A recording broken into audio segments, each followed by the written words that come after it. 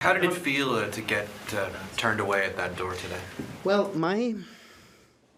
what was important for me was that it goes, that it happens in a respectful way.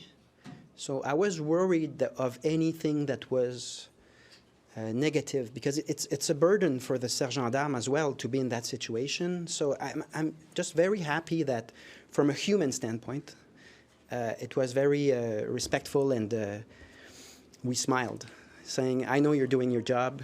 I'd like to come in with what I have in my hands. And she said, well, I'll do my best and do my job and give that to the president. So from a human standpoint, and from the standpoint of respecting the institution, I think it went well, and that was my first preoccupation, I'm sorry. Concern, thank you. 2 days ago, you were very certain that this would go your way. Were you overly confident? Did you overshoot your shot? When did I say that I was certain? It was two days ago when we asked you, would this, what would you do if she didn't let you in? I'm still very optimistic. I'm still very optimistic, because this is moving forward. When you have all political parties saying, we want this solved, and we want this solved quickly, this is such a move forward in comparison with only a week or 2 weeks ago. So I'm still very optimistic. But it's an institution that will maybe take time, and there are steps towards a change that never happened over centuries.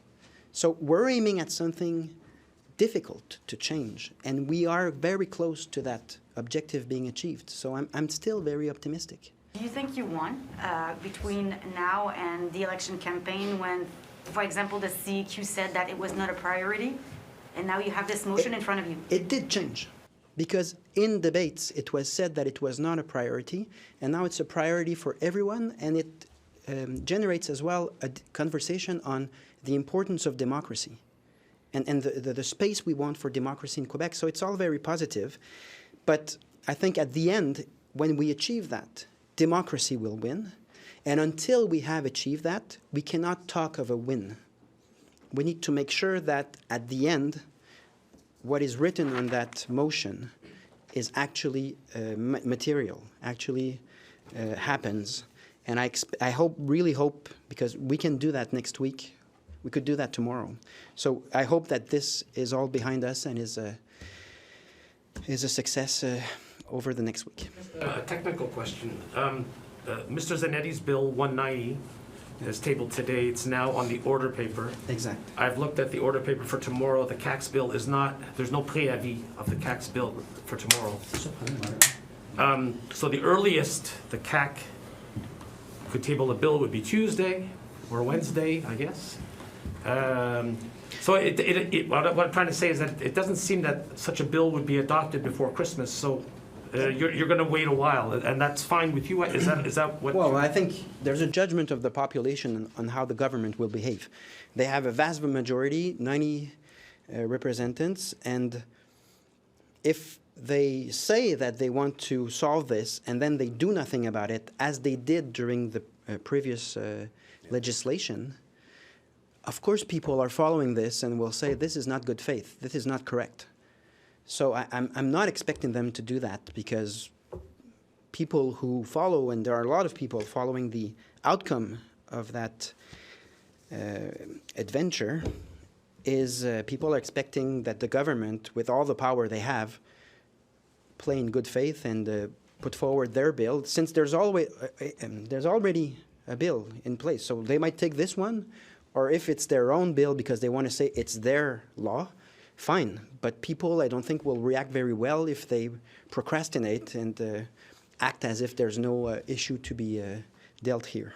To you, what's the symbolic value of making this gesture to the British monarchy and taking it all the way through this exercise? What's the symbol? In French, you talked about colonialism and bending the knee. Like, what is the symbolism of what you're doing? Well, it's the same words in English. It's a humiliation and a reminder that we never chose our political system, that continues from a generation to another in our Assemblée nationale.